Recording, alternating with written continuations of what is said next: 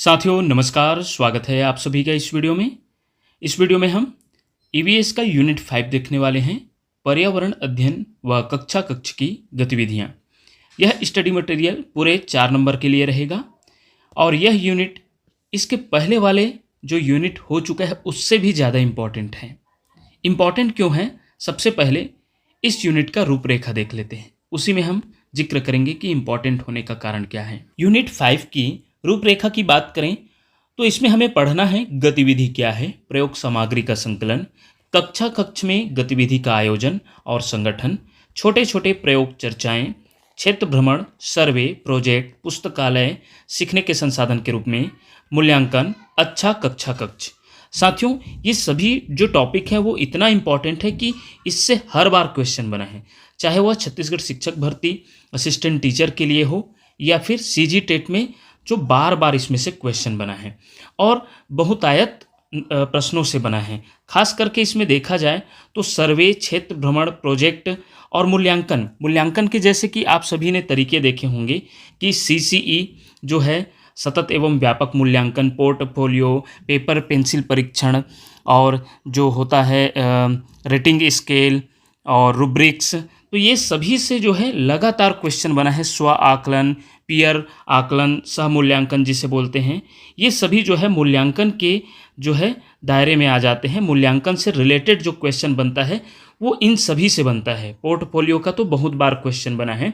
तो आइए अब हम इन्हीं सभी बिंदुओं पर, सभी टॉपिकों पर बारी बारी चर्चा करते हैं और बहुत ही शानदार तरीके से सीखेंगे जो बिल्कुल आपके एग्जाम ओरिएंटेड है। तो सबसे पहले हम गतिविधि क्या है, व्हाट इज एक्टिविटी, इसे जान लेते हैं। गतिविधि वह शिक्षण प्रक्रिया है जिसमें बच्चे किसी अवधारणा को स्वयं करके, देखकर, छूकर, प्रयोग करके या अनुभव के माध्यम से सीखते हैं।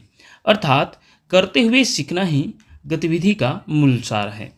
ईवीएस में गतिविधि केवल कोई खेल, मॉडल या छोटा कार्य नहीं है, बल्कि यह बच्चे को पर्यावरण से जोड़ने, उसमें होने वाली प्रक्रियाओं को समझने और अपने अनुभवों से अर्थ निर्माण करने का अवसर प्रदान करती है। आइए इन सभी बिंदुओं से जानते हैं कि जो परीक्षा में पूछा गया है इससे महत्वपूर्ण पॉइंट। पर्यावरण अध्ययन की कक्षा गतिविधि आधारित होनी चाहिए, इस लाइन से पूछा गया है 2012 में। गतिविधि की विशेषताओं से भी प्रश्न बना है, जैसे कि गतिविधियों के माध्यम से सीखना बच्चों के सीखने का रचनावादी तरीका है, यह 2019 में पूछा गया है इस लाइन से। वही गतिविधियों में कविता एवं कहानियों के उपयोग से अध्याय को मज़ेदार एवं रोचक बनाया जा सकता है, इससे जो है 2017 और 2016 दोनों में पूछा गया है इस लाइन से। वही अगली जो इसकी विशेषताएं देखा जाए तो गतिविधि बाल केंद्रित, अनुभवात्मक और पर्यावरण संबद्ध शिक्षण प्रक्रिया है। ईवीएस में गतिविधि बच्चे और पर्यावरण के बीच सक्रिय संबंध स्थापित करती है। वही गतिविधि रटने से नहीं, समझ और अर्थ निर्माण से सीखने को विकसित करती है। शिक्षक बोलता कम है, बच्चा करता ज़्यादा है, यही ईवीएस की विशेषता है, बच्चा केंद्र में और शिक्षक जो है सहायक के रूप में। आइए अब हम गतिविधि की स्कीमा देखेंगे। इसे गतिविधि की रूपरेखा या ढांचा भी कह सकते हैं। इसमें हम जानेंगे कि गतिविधियां कौन कौन कर सकते हैं। गतिविधि में शामिल नहीं होता कि क्या क्या जो होता है वो गतिविधि नहीं कहलाती, और गतिविधि के गुणधर्म, गतिविधि की खूबियां और गतिविधि के उद्देश्य। इससे क्वेश्चन निश्चित रूप से बनता है साथियों। तो सबसे पहले बारी बारी देखते हैं। सबसे पहले ये देखते हैं कि गतिविधि कौन कौन कर सकते हैं। कौन कौन कर सकते हैं? तो अकेली बच्ची भी कर सकती है, शिक्षक और एक बच्ची या बच्चों का छोटा समूह भी, बच्चों के एक या ज़्यादा समूह, शिक्षक और पूरी कक्षा, बच्चे और उनके आसपास के लोग, ये सभी गतिविधि कर सकते हैं।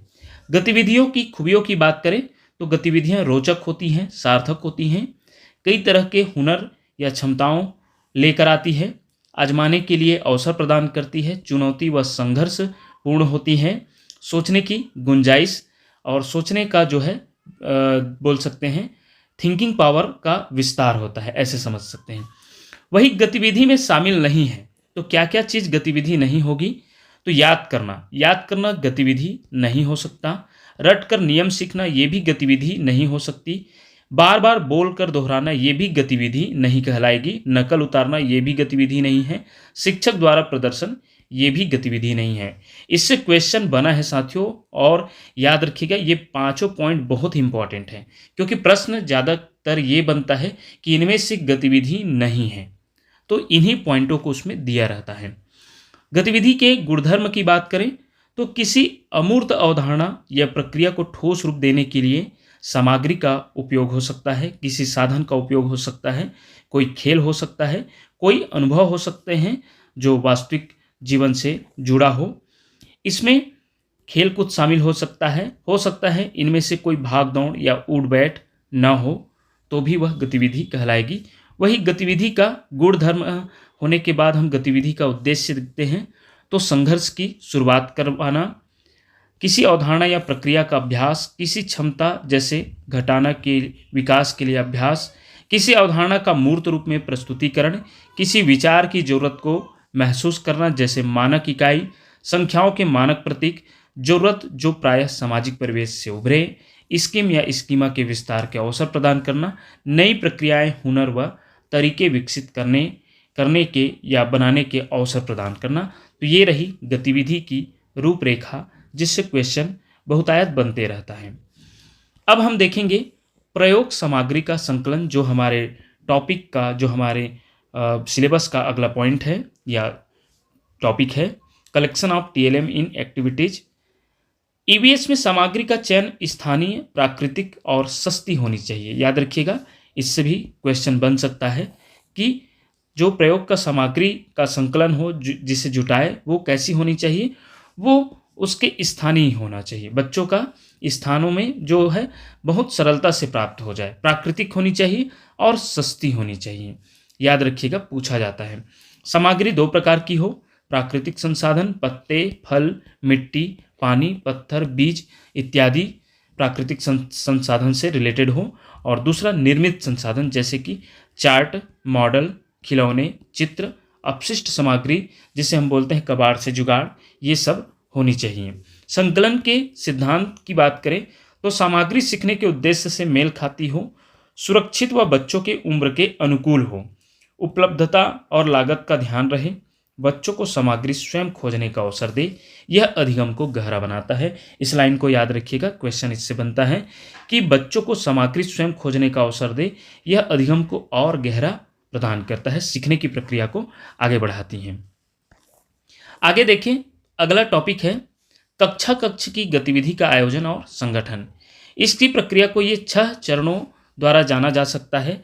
जैसे कि पहला चरण है उद्देश्य स्पष्ट करना, दूसरा छोटे समूह बनाना, तीसरा कार्य हेतु निर्देश देना, चौथा सामग्री बांटना, पांचवा शिक्षक की भूमिका सुविधादाता या फैसिलिटेटर के रूप में, और छठवां गतिविधि के बाद चर्चा और निष्कर्ष।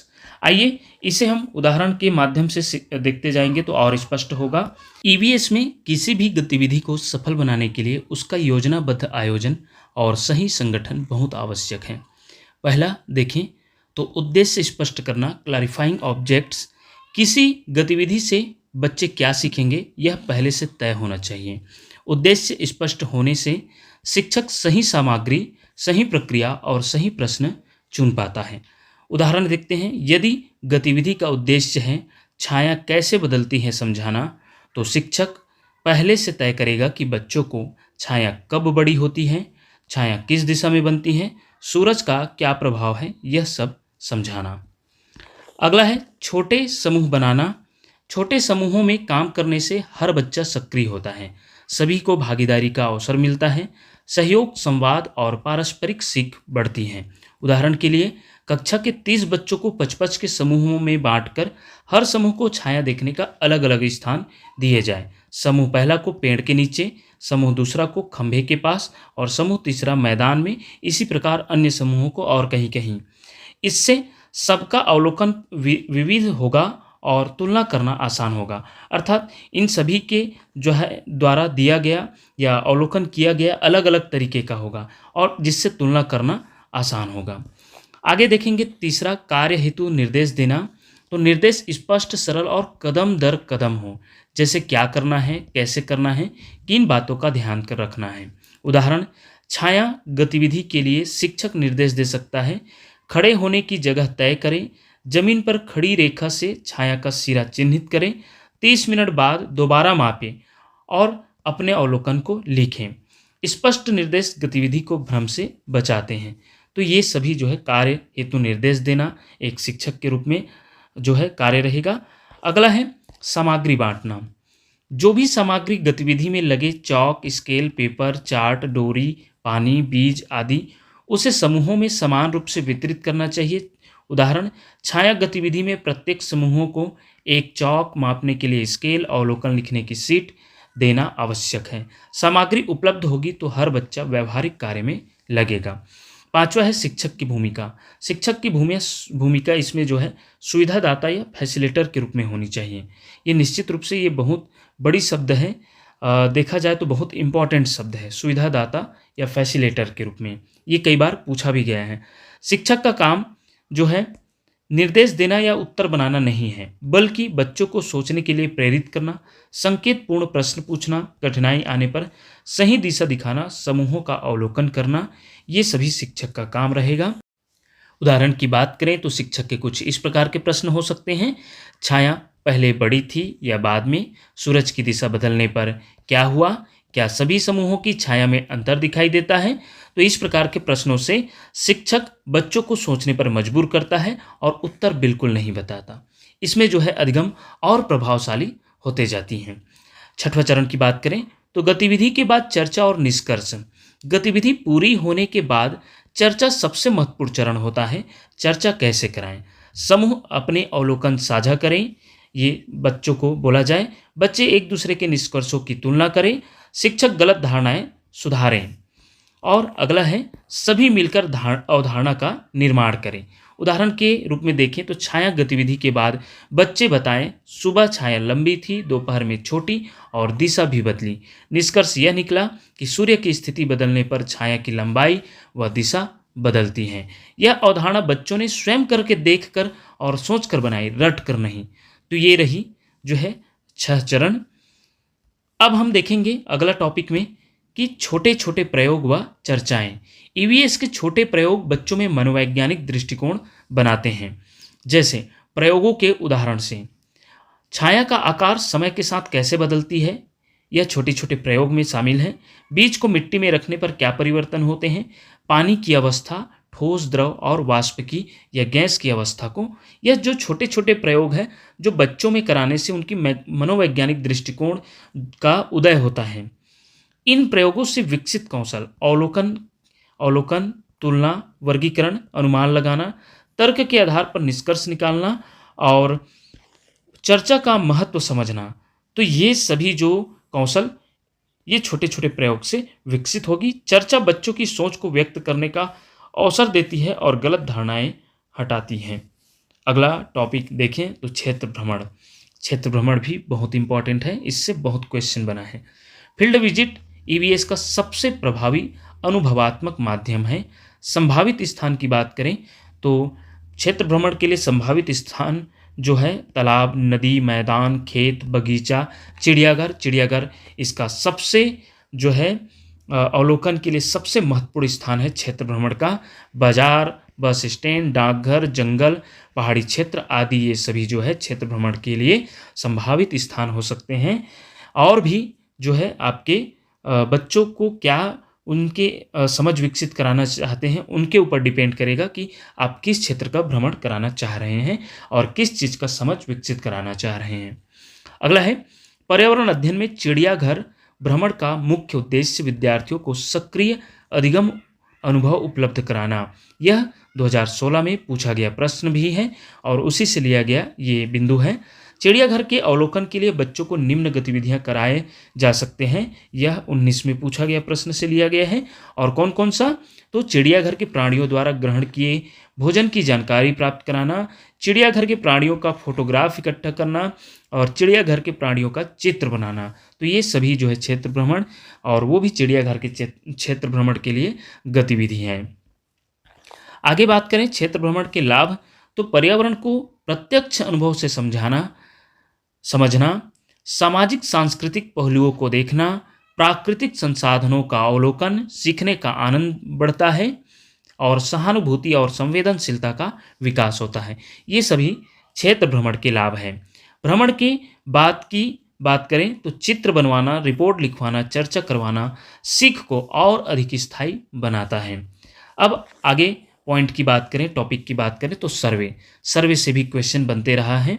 सर्वे बच्चों को समाज से जोड़ता है। क्या सर्वे कराए जा सकते हैं? पानी का उपयोग के बारे में सर्वे, ऊर्जा स्रोत, परिवार में पशुओं की संख्या, घरों के प्रकार, कचरा प्रबंधन आदि टॉपिकों पर बच्चों से सर्वे कराए जा सकते हैं। सर्वे से विकसित कौशल, तो सर्वे से क्या क्या विकसित कौशल है, ये भी बहुत ही महत्वपूर्ण पॉइंट है और प्रश्न बनता है इससे।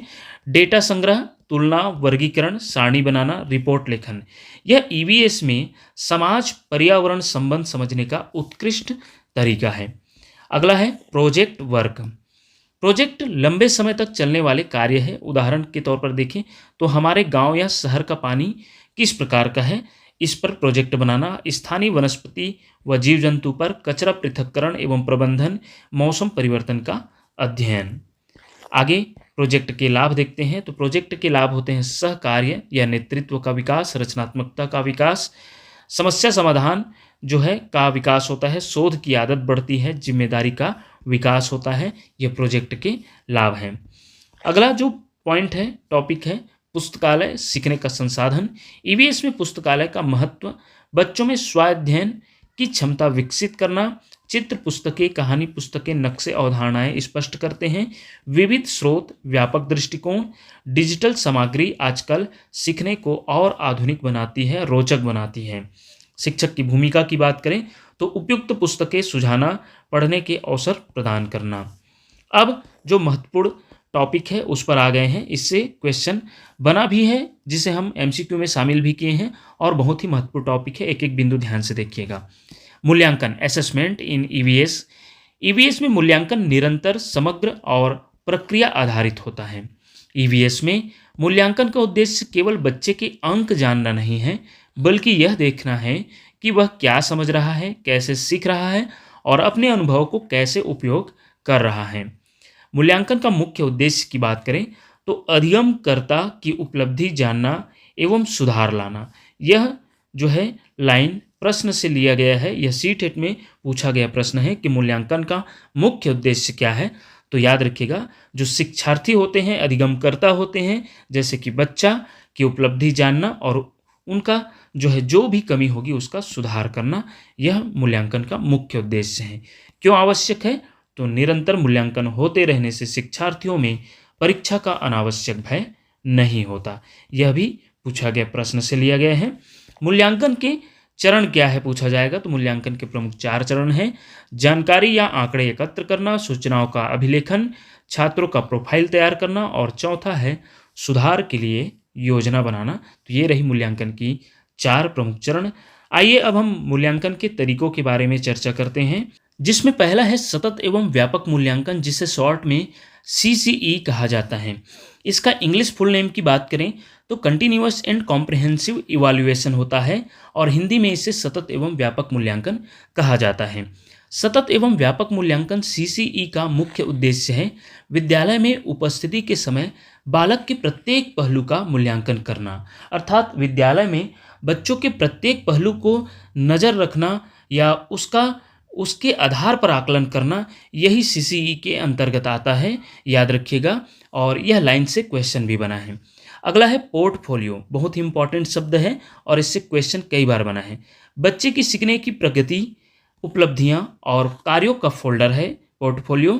इसमें बच्चे की पूरी सीखने यात्रा का संकलन, वर्कशीट, चित्र, रिपोर्ट, शिक्षक टिप्पणियां आदि का समीक्षा आधारित मूल्यांकन होता है और इसे जो है पोर्टफोलियो कहते हैं।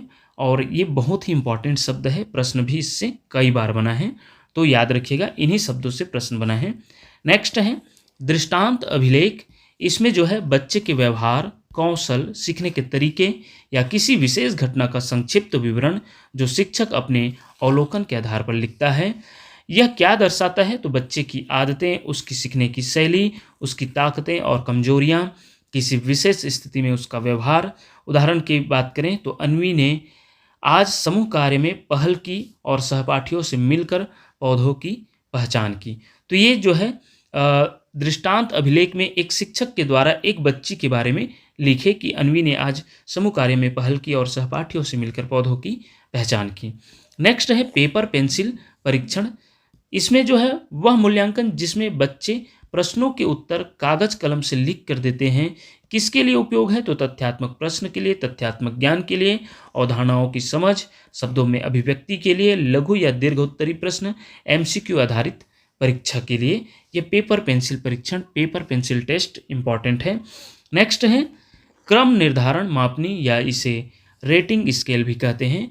बच्चे के कार्य या कौशल को कितना अच्छी तरह किया, इसका मूल्यांकन एक स्केल 1 से 5 या 1 से 10 के अनुसार किया जाता है।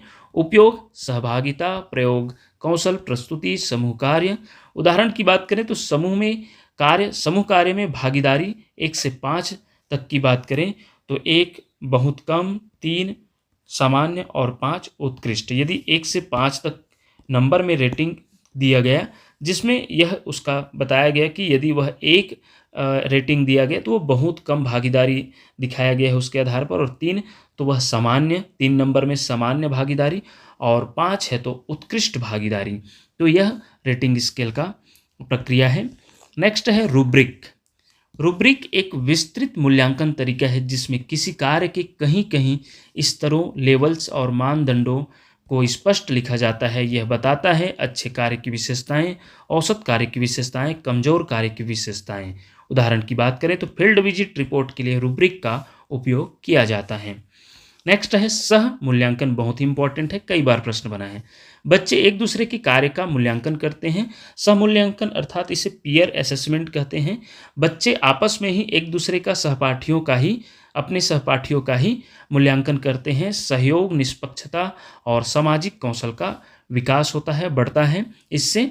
और नेक्स्ट है आत्म मूल्यांकन जिसे सेल्फ असेसमेंट कहते हैं। बच्चा स्वयं सोचता है मैंने यह कार्य कैसा किया, कहाँ सुधार करना चाहिए। यह आत्मचिंतन और सुधार को बढ़ाता है। तो ये रही मूल्यांकन के कुछ तरीके। अब हम देखेंगे अच्छा कक्षा कक्ष, गुड ईवीएस क्लासरूम कैसी होनी चाहिए। एक अच्छा ईवीएस कक्षा कक्ष बाल केंद्रित होनी चाहिए, सहभागी और खुला हो। चार्ट, मॉडल, नक्शे, प्राकृतिक वस्तुएं उपलब्ध हो, और जो शिक्षण अधिगम सामग्री में जो भी सामग्री है वो सभी जो है इसमें उपस्थित हो या रखा जाए। बच्चों को प्रश्न पूछने, खोजने, सोचने का अवसर दें। सुरक्षित, सहयोगी और प्रेरक वातावरण हो। तो ये एक ईवीएस के लिए अच्छा कक्षा कक्ष की जो है विशेषताएं हैं। चलिए साथियों, अब हम इस यूनिट से टॉप एमसीक्यू करेंगे। हमारा पहला क्वेश्चन है निम्न में से कौन गतिविधि नहीं है। इसे देखकर थोड़ी हैरानी होती है क्योंकि हमने जो गतिविधि का स्कीमा देखा उसमें जो है शिक्षक द्वारा प्रदर्शन को भी गतिविधि नहीं है उसमें शामिल किया गया है। लेकिन जब 2019 का शिक्षक भर्ती में जब इसका फाइनल आंसर लिया गया था तो उसमें कोई अनुभव इसका उत्तर लिया गया था और ये सभी गतिविधि का हिस्सा बताया गया था। सामग्री का उपयोग, खेल, शिक्षक द्वारा प्रदर्शन। तो और ऑप्शन डी इसका राइट आंसर बताया गया था। जबकि इसमें शिक्षक द्वारा प्रदर्शन को भी जो हम गतिविधि का स्कीमा देखे, रूपरेखा देखे एक डायग्राम के माध्यम से, तो उसमें शिक्षक द्वारा प्रदर्शन को भी गतिविधि में शामिल नहीं किया गया था। हालांकि इस ऑप्शन के आधार पर जो है ऑप्शन डी ही इसका राइट आंसर होगा। चलिए नेक्स्ट प्रश्न की बात करेंगे। निम्न में से कौन गतिविधि की विशेषता नहीं है।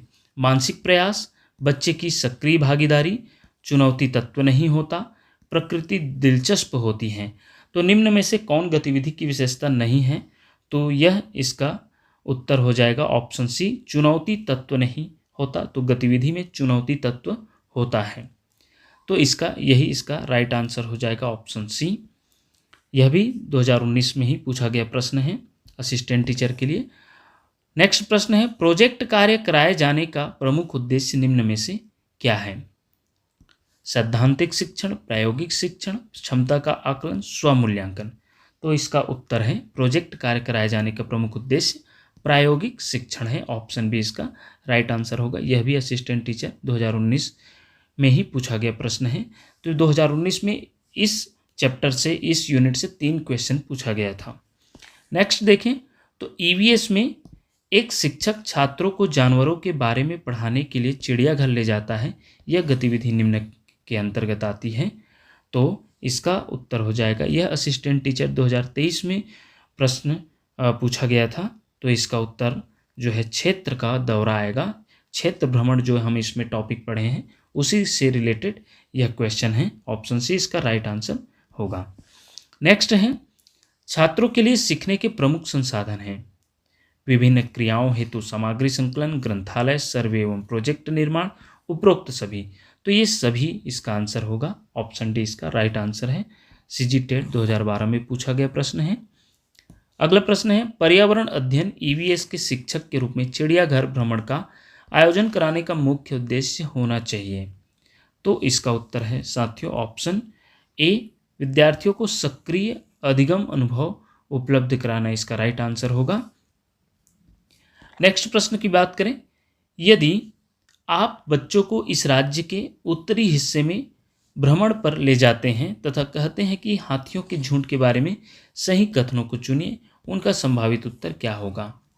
तो इसमें जो उत्तर लिया गया था इसको ऑप्शन डी को लिया गया था 1 एवं 4 सीजी टेट 2016 के द्वारा।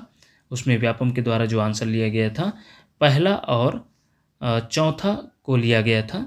हाथियों के झुंड में केवल हथनियाँ और 14-15 वर्ष के बच्चे ही रहते हैं और झुंड की सबसे बुजुर्ग हाथनी ही पूरे झुंड की नेता होती हैं। ऑप्शन डी इसका राइट आंसर। नेक्स्ट प्रश्न की बात करें तो सर्वाधिक महत्वपूर्ण सीखने का संसाधन है क्षेत्र भ्रमण, पुस्तकालय, सर्वेक्षण एवं परियोजना, उपरोक्त सभी। तो इसका राइट आंसर उपरोक्त सभी हैं।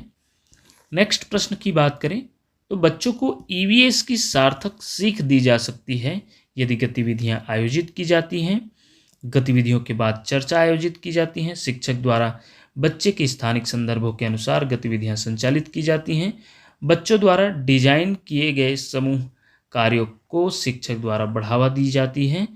तो सही विकल्प का चुनाव कीजिए। सीटेट 2022 में प्रश्न पूछा गया और इसके आधार पर जो है इसका उत्तर लिया गया था ऑप्शन बी को BCD, अर्थात जो है गतिविधियों के बाद चर्चा आयोजित की जाती है और शिक्षक द्वारा बच्चे के स्थानिक संदर्भों के अनुसार गतिविधियां संचालित की जाती हैं और डी, बच्चों द्वारा डिजाइन किए गए समूह कार्यों को शिक्षक द्वारा बढ़ावा दिया जाता है। नेक्स्ट प्रश्न की बात करें तो विज्ञान का एक शिक्षक 6 छात्रों को निम्न समूहों में बांटता है। प्रथम समूह के सदस्य आपस में कसकर आलिंगन कर रहे हैं, दूसरे समूह के सदस्य एक दूसरे के हाथ से हाथ पकड़े हुए हैं, तीसरे समूह के सदस्य एक दूसरे से दूर दूर खड़े हैं।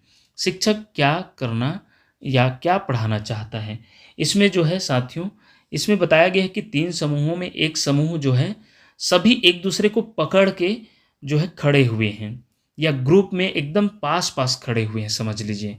दूसरे में बोला गया है कि उनका हाथ पकड़ के खड़े हुए हैं और मतलब या गोला बना के। तीसरे में बात किया जा रहा है कि दूर दूर खड़े हुए हैं। तो निश्चित रूप से इसमें जो है ठोस, द्रव और गैस की प्रकृति को समझाना चाह रहे हैं शिक्षक, क्योंकि ठोस के अणु बहुत पास पास होते हैं। तो पहला ग्रुप जो है ठोस का आलिंगन करके इसमें जो है एक दूसरे को पकड़ के खड़े हुए हैं ऐसा समझ लीजिए। तो यह ठोस को बता रहे हैं। वही एक दूसरे के हाथ पकड़े हैं मतलब ठोस की अपेक्षा द्रव की जो अणु होती है वो थोड़ी दूर दूर होती हैं। तो उसमें जो है एक दूसरे के हाथ से हाथ पकड़े हुए हैं उसे बता रहे हैं। और गैस की प्रकृति में क्योंकि गैस के जो अणु होते हैं वो बहुत दूर दूर होते हैं तो ये गैस की प्रकृति को समझा रहे हैं। तो इस प्रकार इसका ऑप्शन डी सही आंसर होगा। नेक्स्ट जो प्रश्न है, ईवीएस का शिक्षक सदैव अपने पास एक डायरी व कलम रखता है और अपने छात्रों के प्रतिदिन के अर्थपूर्ण एवं दिलचस्प व्यवहार का अवलोकन करता है। शिक्षक प्रयोग करता है। ऑप्शन ए है दृष्टांत वर्णन उपकरण, ऑप्शन बी पोर्टफोलियो, तीसरा क्रम निर्धारण मापनी और चौथा चेकलिस्ट। तो साथियों हमने पढ़े हैं दृष्टांत वर्णन उपकरण, यही इसका राइट आंसर होगा। यह भी सीटेट में पूछा गया प्रश्न है। नेक्स्ट है, निम्न में से किस आवृत्ति का मूल्यांकन ईवीएस के सीखने सिखाने के लिए उपयुक्त है।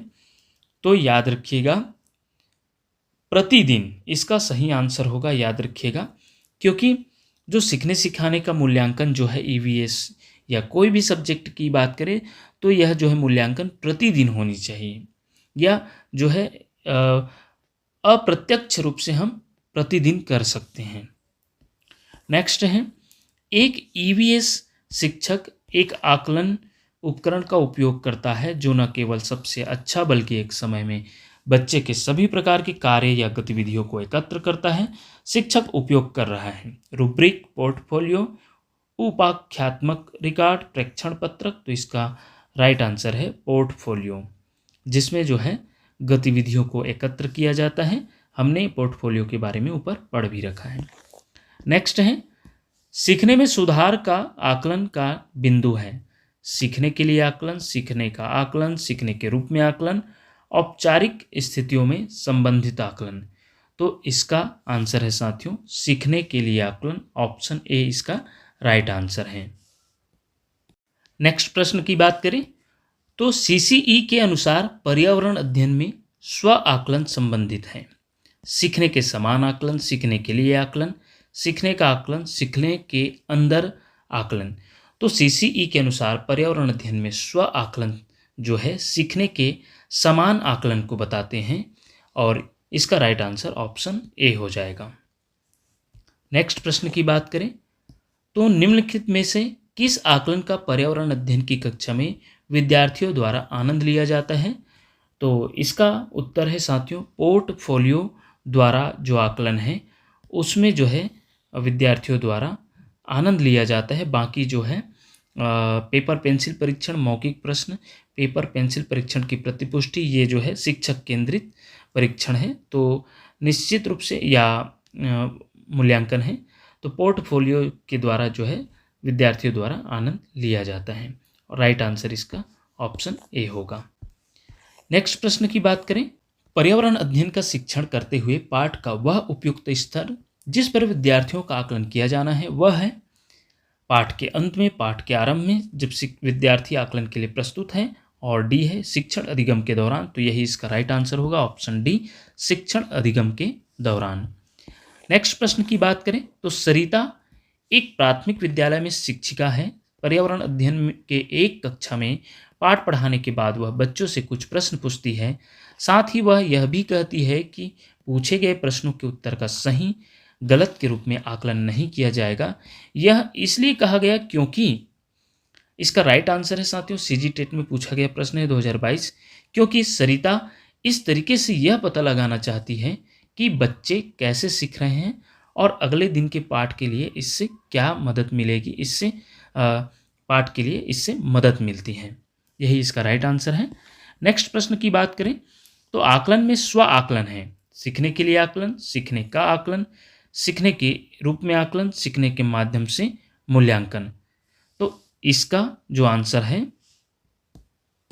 ऑप्शन सी सीखने के रूप में आकलन, यही इसका राइट आंसर होगा। नेक्स्ट प्रश्न की बात करें सतत और व्यापक मूल्यांकन क्यों आवश्यक है? तो इसका उत्तर है साथियों निरंतर मूल्यांकन होते रहने से शिक्षार्थियों में परीक्षा का अनावश्यक भय नहीं होता। नेक्स्ट प्रश्न है मूल्यांकन का मुख्य उद्देश्य है अनुशासन बनाए रखना, केवल परीक्षा करवाना, केवल प्रश्न पत्र बनवाना, और ऑप्शन डी है अधिगमकर्ता की उपलब्धि जानना एवं सुधार करना। यही इसका राइट आंसर है, ऑप्शन डी। इस प्रकार ये रही यूनिट 5 और थ्योरी के साथ ये बहुत ही इंपॉर्टेंट प्रश्नों का कलेक्शन। इसी प्रकार के वीडियो देखने के लिए देखते रहिए आपका अपना चैनल टीचरशिप। धन्यवाद साथियों।